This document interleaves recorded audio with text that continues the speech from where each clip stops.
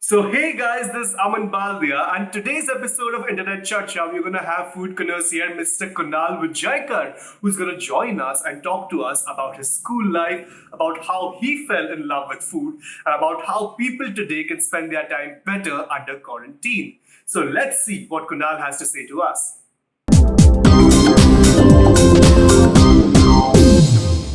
Thank you so much, Kunal Vijaykar, sir, for agreeing to be a part of this interview series.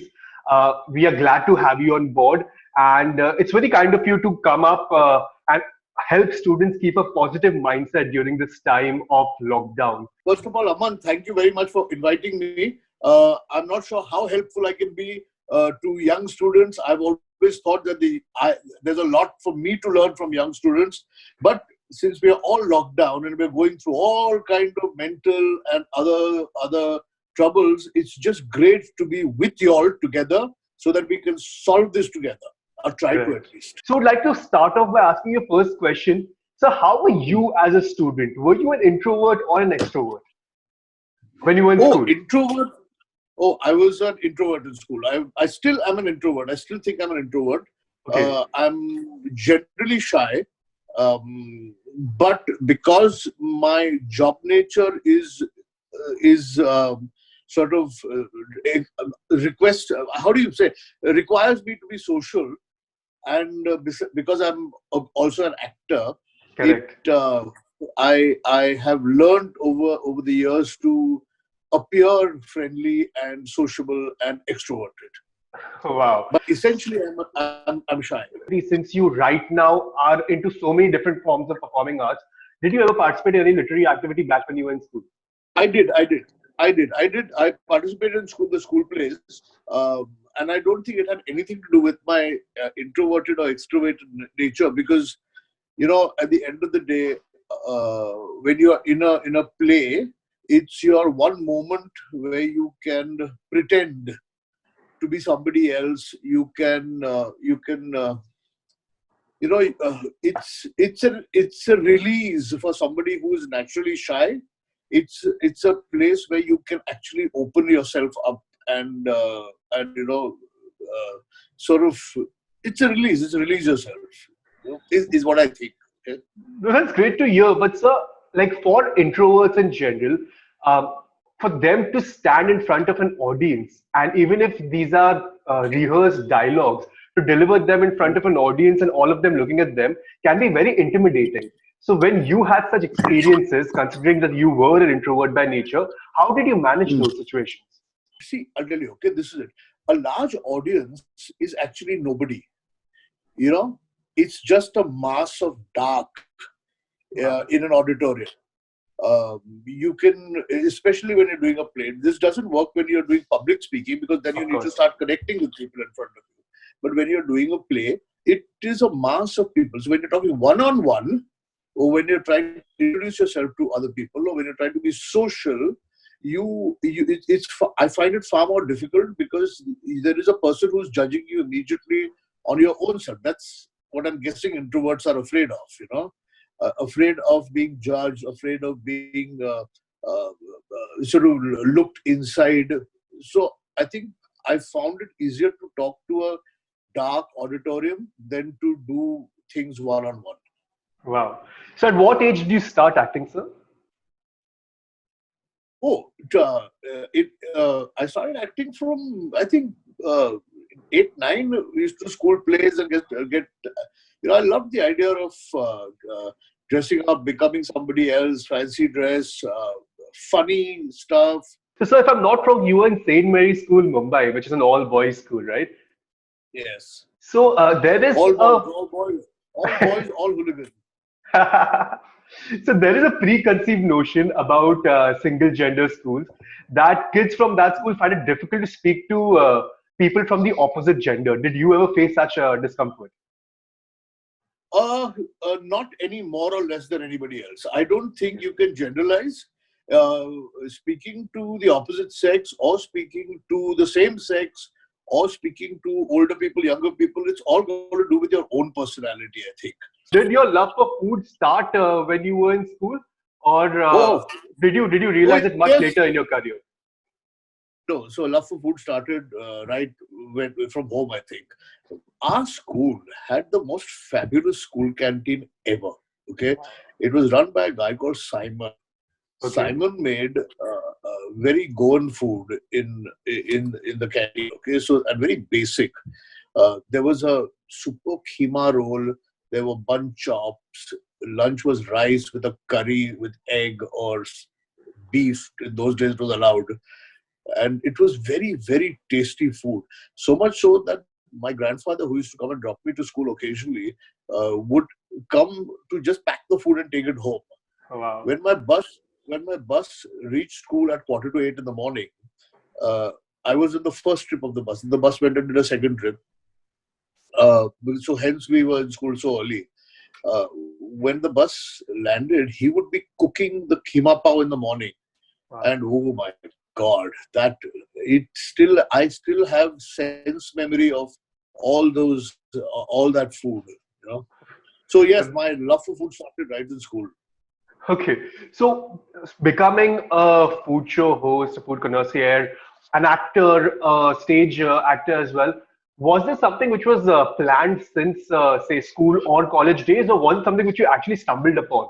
Like, I would love to know No, about no, that. everything was coincidental, but it worked on a very how do you say, on a linear plan. Okay, and a plan that it was not intentional at all. Everything in life I have done, like when most people will find this, opportunities come and you've got to grab the opportunities. Sometimes opportunities have come and we've missed the opportunities also. Of course. Okay, I had two interests when I passed out from school. One was food, so I thought I'd do hotel management, and the other was art. So I wanted to do architecture. Okay, Okay. because I really didn't know what other art to do. I didn't want to become a painter because I thought I'll die hungry if I became into a painter or a sculptor. So I how do you say, the biggest mistake I made in my life is to opt for the science stream after 10th standard. But because architecture needed you to be a 12th standard science, HSC science, Correct. and and I should never have done science because I couldn't clear it. I ducked my 12th standard Okay. science two times. Oh, There was wow. once I ducked, and the second time I again ducked, and I ducked in physics and mathematics, two subjects. I just couldn't figure out physics or mathematics. After which, of course, then there was a huge family meeting. What to do with this boy who's completely gone waste? He can't get past his exams. And then they generally. I was also in a position where I couldn't choose, because you know how it is. You're a 12th standard kid. You've ducked your exams twice. Your family is sitting on your head now, and you do whatever they ask you to do. Thankfully, uh, I had an uncle who was familiar with the JJ School of Art campus, and he said that Kunal will do very well over there.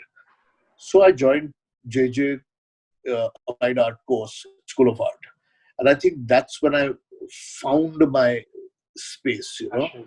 So yeah, which brings me to the question as to whether people in the 10th standard, kids in the 10th standard, are qualified enough to decide what they want to do for the rest of their lives or not.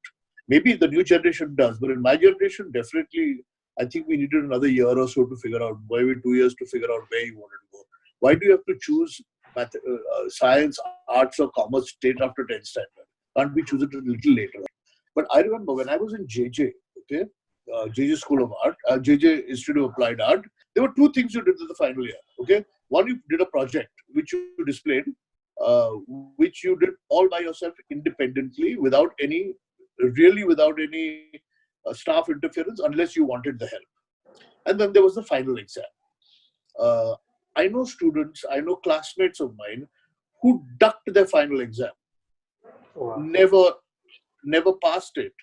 But their project, which was done by themselves, was so good that they managed to not only find jobs in advertising agencies, because eventually that passing certificate doesn't mean anything. Your project is what your talent and what you can deliver means everything. Correct. And today are heading advertising agencies, Wow. creative heads. Okay, and it's not because of that examination, but because of what they did themselves. So herein lies the story. Great. So, sir, when you had your first experience in front of a camera, how was that? And how was that different from all the other stage plays that you had done? Okay, so let's just put it this way. So I'd done school plays and all that, and but that was all in front of your own school and whatever else. The first play I did professionally was with so I worked for an advertising agency called Decunas, which was in those days a very, very, very popular, famous, and creative, big advertising agency, which was run by theatre people, literally. So there was Sylvester Decuna, who did theatre. Subsequently, his son Rahul Decuna joined the agency, both theatre people. There was Bharat Dabulkar, who worked for the agency. So there was a culture of theatre in the agency. And so Sylvester Decuna wrote a play, and his son Rahul directed it, and I was one of the cast members. Okay. And this was the first time I was professionally going in front of an audience. And honestly, I did not know whether once the curtain opened, whether I would manage or would not manage. I had done pretty well through rehearsals, but I had no idea. But I took the risk and it happened, so it was great, Subsequently, then television camera was just an extension of the theatre. So I don't have any strong recollections of any different feelings in front of a camera. I mean, then you start to learn how theatre is different from television and film, but that is just an education, Correct. So nowadays, I'm sure you must be seeing thousands of pages on Instagram where kids are nowadays becoming food bloggers themselves. So how does that make you feel, considering you come from a generation where you've written about food in newspapers, TV channels, etc., etc.? How do you feel that now every kid is being able to blog about food and speak about their love for food? How do I feel? I feel insecure because the younger generation, and I think every older generation starts feeling insecure because technology sort of overtakes you. And unless you are technologically savvy and you have interest in technology, it's very difficult to keep up with what is happening. I find I didn't manage. I still don't. I can't manage to be terribly active on Instagram or on social media. I'm learning now. I've got a bunch of really young people who are advising me on how to do this, and they're literally holding my hand and taking me along. So yes, but for what it's worth, all the stuff that I've done on food, the show that I did for 9 years, is on YouTube. There are episodes and episodes and episodes and episodes on YouTube. So in a strange way, all my old work is now floating around on social media and on the digital space. Correct. As is the weekend was it? Yeah. Wow. So what is your favorite cuisine, sir? Oh, my favorite cuisine is most Indian food. Okay, which means I like Mughlai food. I like Kerala food. I like Punjabi food. I like everything. But being an Indian, born an Indian, and with a palate of an Indian, masala is important to me. So even if I travel abroad, after about 4 or 5 days of having eaten Western food, suddenly your palate starts pining demanding for some masala. Yes. So I'm a big fan of Indian food, and I think Indian food is probably the greatest cuisine, one of the greatest cuisines in the world, because of the variety of food that India has to offer. Every 100 kilometers, every 50 kilometers that you travel down the coast, everybody has a fish curry, but it changes in every 50 kilometers of changes. The souring agent changes, the masala changes, the coconut changes, but it's the same thing, but it changes. So, sir, since you mentioned week that wasn't, It's doing a great job since years to put a smile on people's face. And right now, especially in times when there's so much negativity around and fear around, it's doing the great job of And making people laugh at and news. How did you conceptualize it? well, I It's didn't conceptualize it. I didn't conceptualize it. It was Rajdeep Sardesai's idea. Uh, he met Cyrus in a bar somewhere at the Bombay Gymkhana, and he said, "Look, I have this idea. Do you guys want to do it?" So then Cyrus roped me in, and we struggled with the format, and we found the right team, and we did it. So, and the greatest thing was that the channel CNN IBN in those days and CNN News 18 in today's day, the greatest thing that the channel does is that they leave us alone. They don't interfere. They give us a lot of freedom, and hence I think the freedom has allowed the show to be what it is. So So on that's that why. show, you role play so many different characters. So me being someone who's so much interested in communication skills and how to improve my speaking skills, how do you manage to get into these different roles? Like, does mimicking come naturally to you, or do you work on your voice modulation a lot? Okay, this is a secret. Okay, the secret is that I'm not a good mimic at all. Okay. Actually, okay, if you look at the mimicry that say a Johnny Lever does, and there are lots of mimics. Okay, I think I'm more like a cartoonist. Okay, what does a cartoonist do? Cartoonist picks one sort of flaw in the personality and exaggerates it. So if you take a cartoon of Indira Gandhi, they would draw a long nose because that was her flaw. If you take a cartoon of Mr. Modi, you'll see them draw big eyes or something. They find these flaws. Okay, so between my makeup person and I, we try and see. I also think I've been blessed with a face that changes all the time. With a little makeup, I can look different. But that's not my doing. It's my genetics or my mother or God or whoever we want to thank for it. And then I just try and do try. It's more exaggerated fun than actually observed mimicry. Okay. And I think my makeup man has a hell of a lot to do with it. No, sir, but I have seen the show. Everyone has, and they have seen that you do take out different people's voices as well. So, do you go through any vocal exercise or anything, or have you ever worked on your communication skills as such, like your speaking skills? Speaking skills never worked on my speaking skills, but this is a regret that I have, which I think all you kids should do, is that you should take lessons vocal, public, how to Exercise. use your diaphragm and your Yes. throat and all that.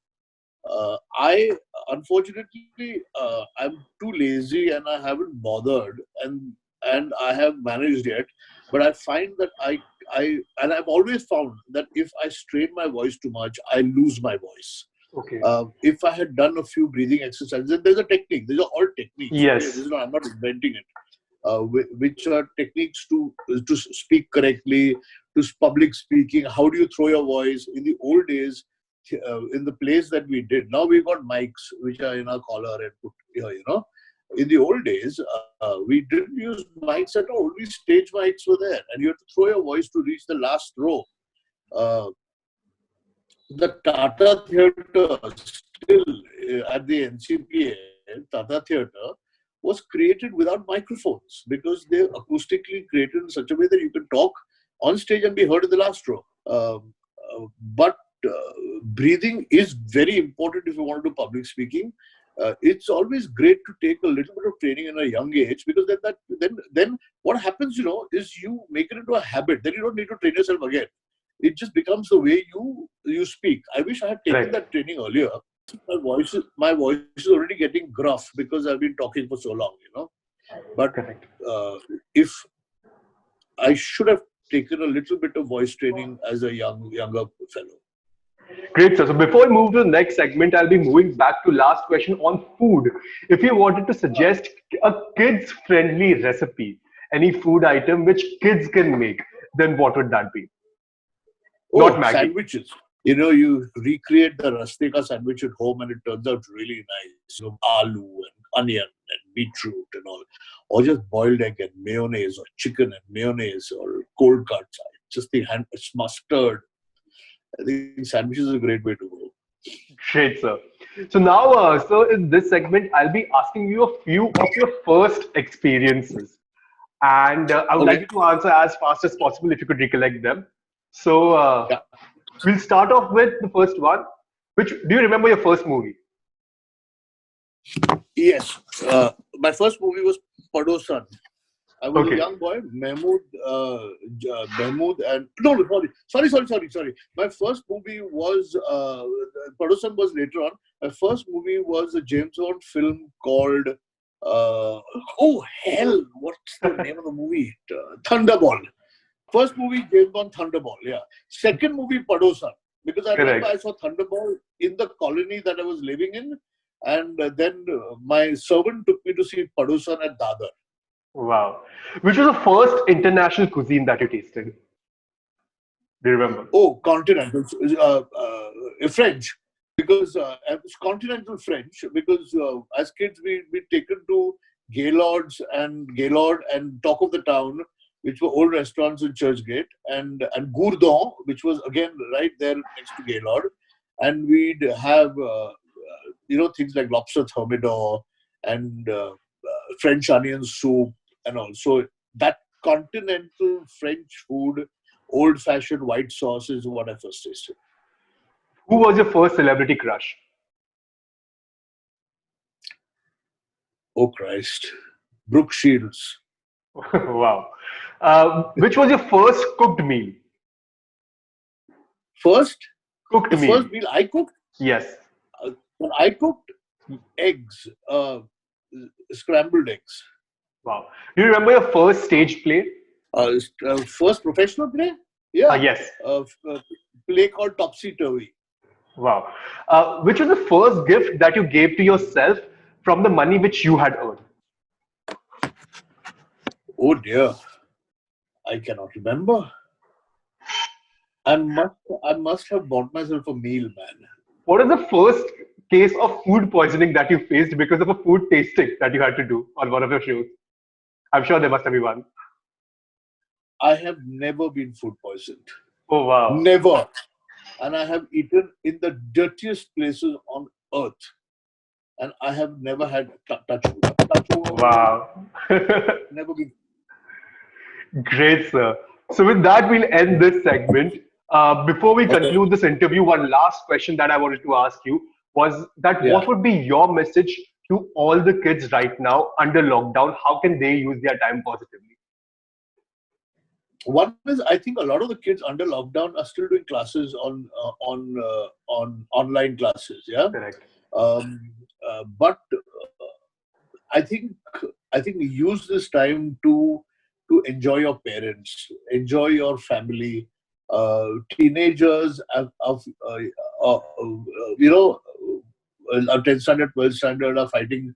Uh, Often don't want to spend time with their parents. I think this is a good opportunity to figure out your family, and spend time at home instead of running around off with your friends. Of course, it's easy to advise, but I think that is all you can do. I don't want to advise people to learn a new skill or try to do something. Keep yourself occupied.